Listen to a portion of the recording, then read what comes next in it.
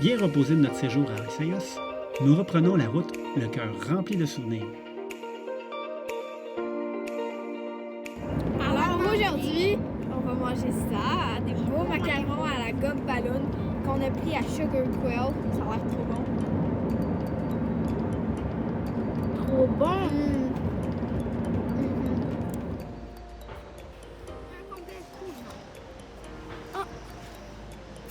Vas-y, allez. T'as mis tes doigts dessus, tu le prends.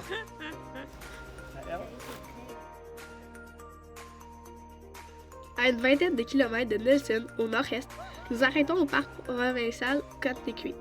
Nous en profitons pour visiter les lieux et faire de la randonnée.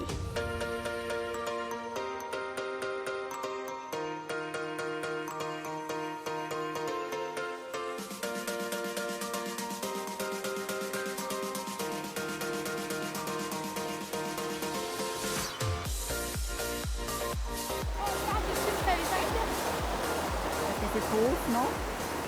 Pour remonter. Voici des Lady Sleepy.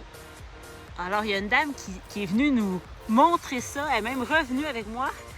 Parce que, regardez, ça fait comme une sandale. Comme une petite sandale au bout de... C'est super beau.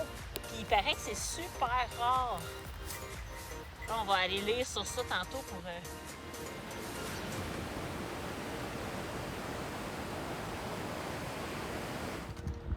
Tiens, avec votre bâton. On a pas ça avec les colonnes. On fait tout avec vos bâtons.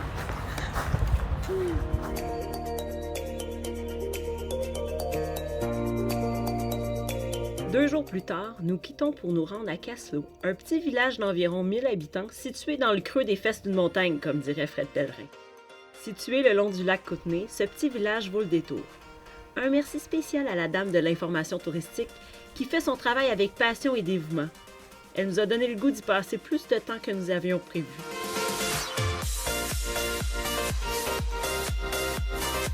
Il faut aussi dire que le lendemain de notre arrivée, nous avons rencontré la famille Cyr, une famille gaspésienne de voyageurs avec qui nous avons passé du bon temps. On a beau voir les plus beaux paysages, pour les enfants, il n'y a rien de mieux que de se faire de nouveaux amis. Hey, elle va vraiment atteindre la montagne. Vas-y.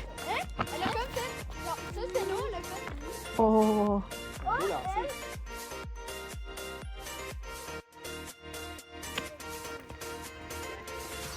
C'est un départ!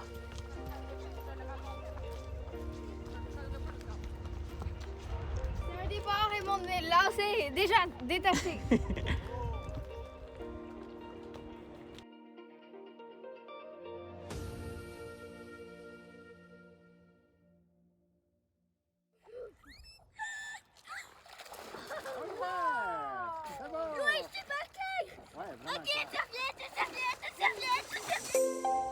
OK.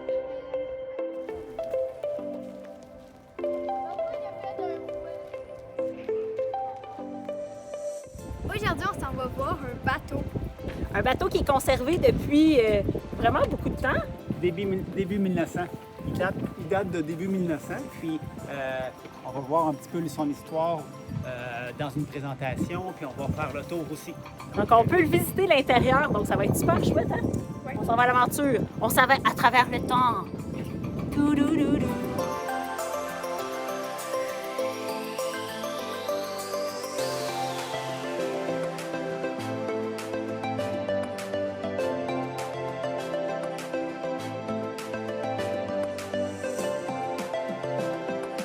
On voit les pales, on voit le système de bielle aussi. On voit, regarde en bas, on voit même le gouvernail.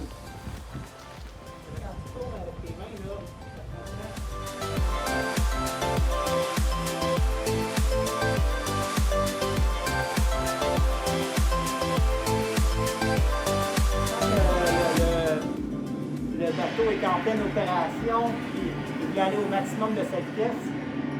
Il pouvait brûler jusqu'à 1 tonne à l'heure. Ça veut dire que la personne qui l'alimentait, elle avait transporté 1 tonne dans 1 heure de matériel. C'était beaucoup. 1927 modèle T. Ça a été À ce moment-là, là, ça a été la plus populaire, puis vraiment, c'est la lavait chez eux. Les cargaisons de fruits. Transportaient des fruits et des légumes. Puis des aliments, des poules. Cook store.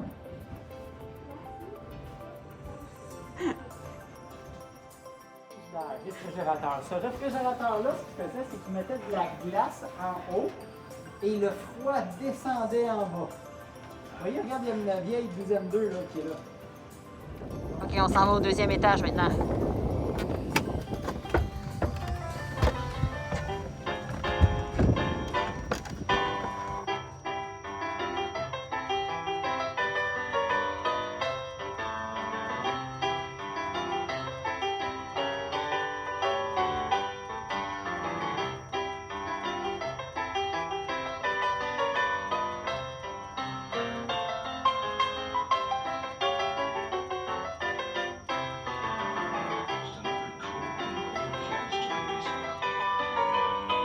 David, c'est ton coffre à outils. C'est mon coffre à outils. Ici, ce sont les compas. Un niveau, un écart. Est-ce que tu peux rentrer dans le train?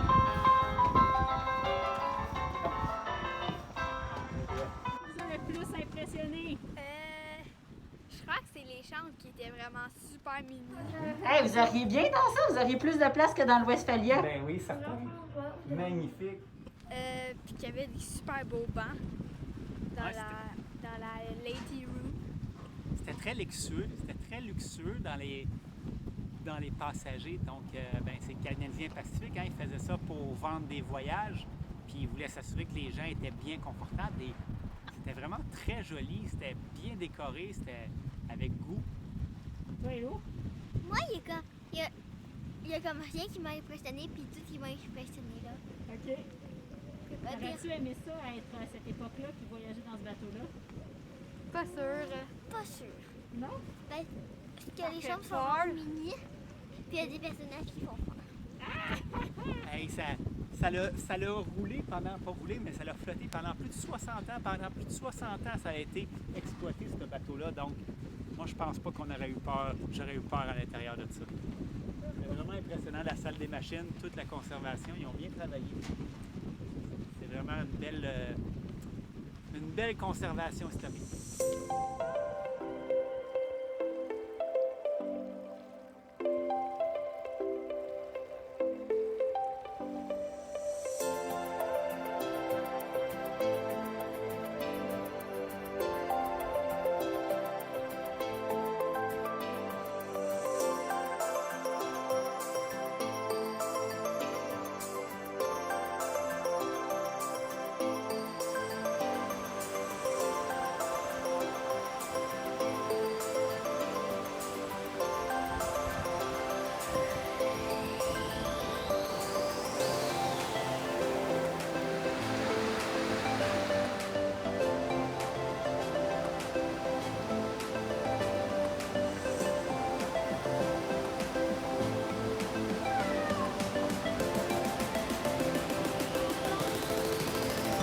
Super joli.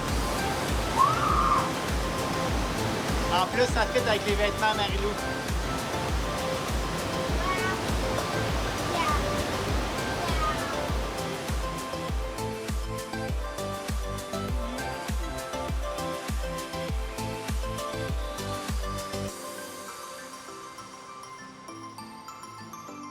Ça ressemble au troll dans le premier Reine des Neiges, qui était tout en boule au début, et plus vite après. Un sentier de troll. Qu'est-ce que tu fais, Maëlle? J'ai mal à la tête, j'ai mal aux pieds, puis je suis fatiguée. Belle place pour te coucher. Ça me tente. Moi, ça me tente de dormir, ça me tente de me coucher, ça me tente de tout faire qu'est-ce qui est pas marcher, pas bouger. Je fais juste mes orteils comme ça, là, puis ça fait super mal.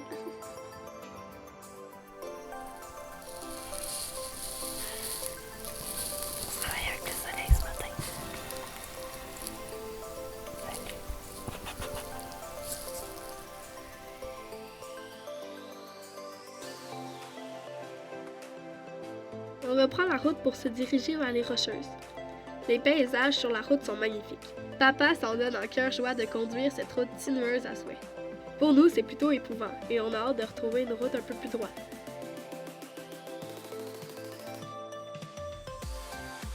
On va prendre le traversier, le plus long traversier en eau douce gratuit du monde. Donc, on va traverser le lac Kootenay à bord du Osprey.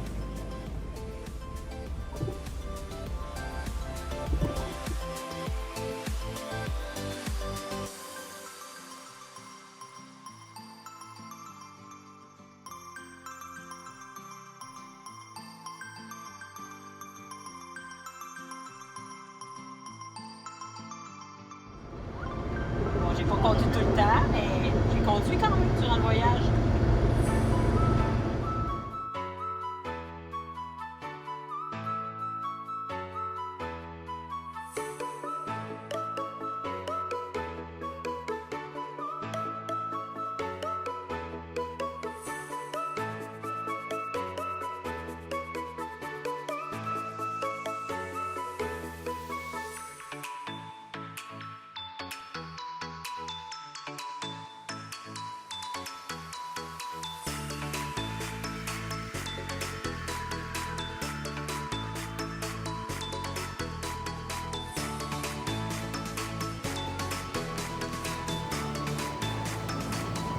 Ben plus le fun en vélo qu'en auto.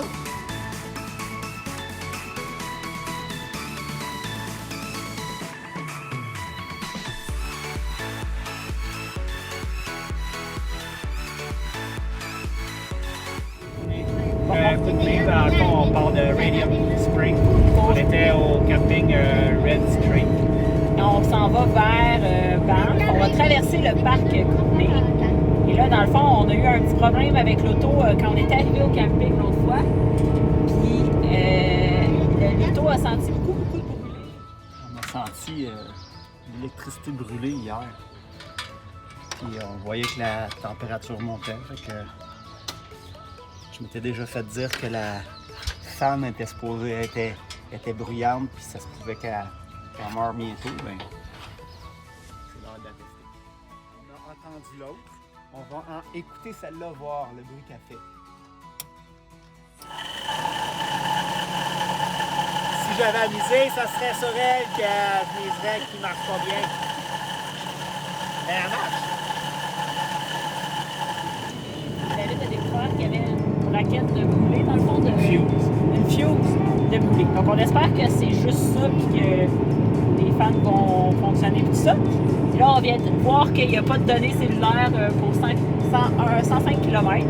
Donc peut-être qu'on va être pris en quelque part sur la route. En tout cas, je dis à David que de toute façon, l'avantage c'est qu'on ne peut pas dormir dans un parc national n'importe où. Donc il y a sûrement une patrouille qui va venir pour nous avertir. Donc c'est parfait, on va dire ben on est pris si jamais il y a quelque chose. On est tellement autonome, nous autres, qu'on pourrait dormir ici. Donc c'est un risque calculé, admettons. Voilà. C'est notre aventure d'aujourd'hui. Oui, mais nous, on fait des bracelets. Moi, je fais des bracelets. Je regarde juste la route. J'ai des bracelets en ce moment. Hey, on a vu un ours! On a vu 2 ours. Un hier. Non, un avant-hier. Puis un aujourd'hui sur le bord de la route qui mangeait. Ah ouais, lui, c'était bien, là, il était proche. L'autre, on l'a vu pendant quelques Hey, il nous manque juste un grizzly, on n'a pas vu des grizzlies encore. Ah, ça me dérange. Ouais, on a vu un aussi, mais Sur le passage pour animaux, le parc national Kootenay aide les animaux sauvages à traverser la route. Le parc est ainsi plus sécuritaire tant pour les animaux que pour les humains. Toi, t'es un renard? OK, tu dois suivre les traces des renards.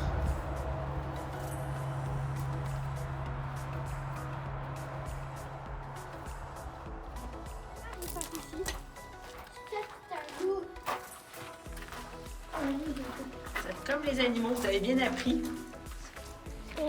que c'est important qu'il y ait des passages pour les animaux. Ça, je savais déjà pour pas qu'ils se fassent écraser. Mais j'ai pas vraiment appris comme de très, très, très grands trucs, mais j'ai appris que les animaux, ils traversaient, puis pourquoi ils faisaient ça. Puis il disait que le cougar, il n'en voit pas vraiment, mais une fois quand il n'était pas encore fait.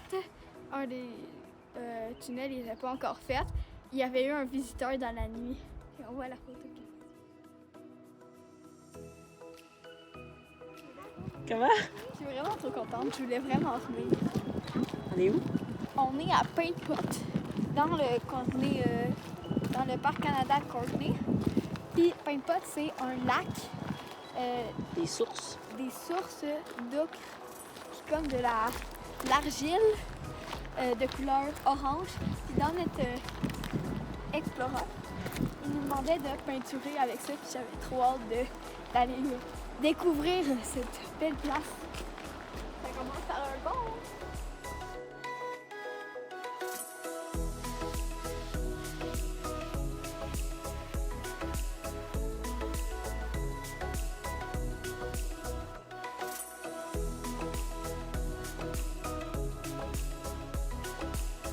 Ça commence déjà à être acre un peu, hein? Yummy!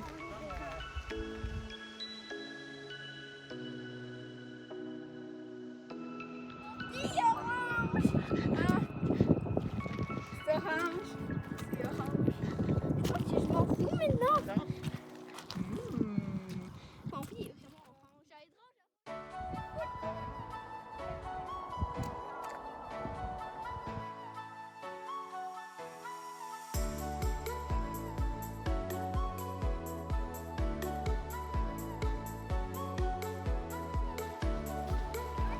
C'est ça, les pains de potes.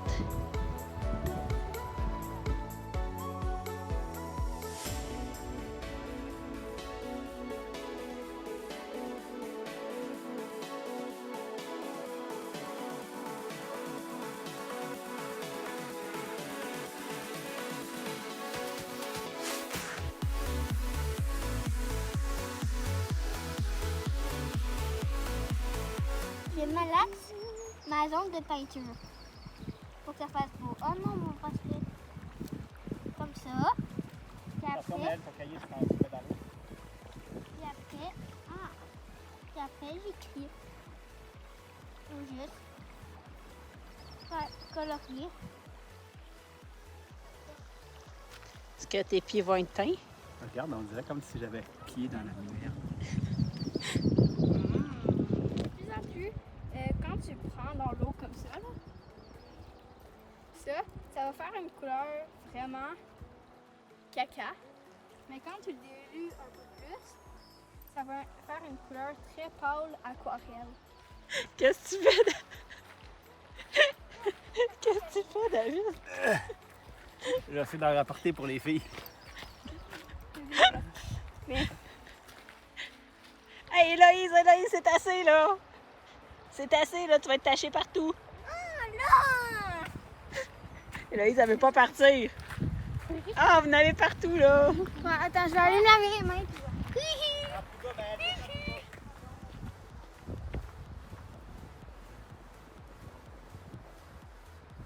Bon. Avant que tu te laves, montre-moi tes bras. Alors, ça, c'est sale. Les pantalons sont sales. Les pieds sont sales. Tourne-toi donc les mollets. Il y en a partout.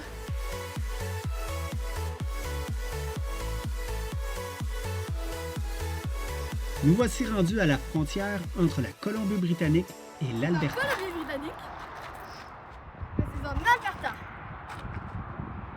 Ça, Maëlle, ça veut-tu dire que tu n'auras pas ton chapeau en Alberta? Non. Non. Pipi Atlantique, pipi Pacifique, pipi Atlantique, pipi Pacifique. C'est ainsi que se terminent nos presque 7 mois dans la belle province. Quelle chance d'avoir pu y passer autant de temps et d'y découvrir tant de choses. C'est maintenant le temps de tourner une page de notre aventure et d'en ouvrir une autre sur la province de l'Alberta.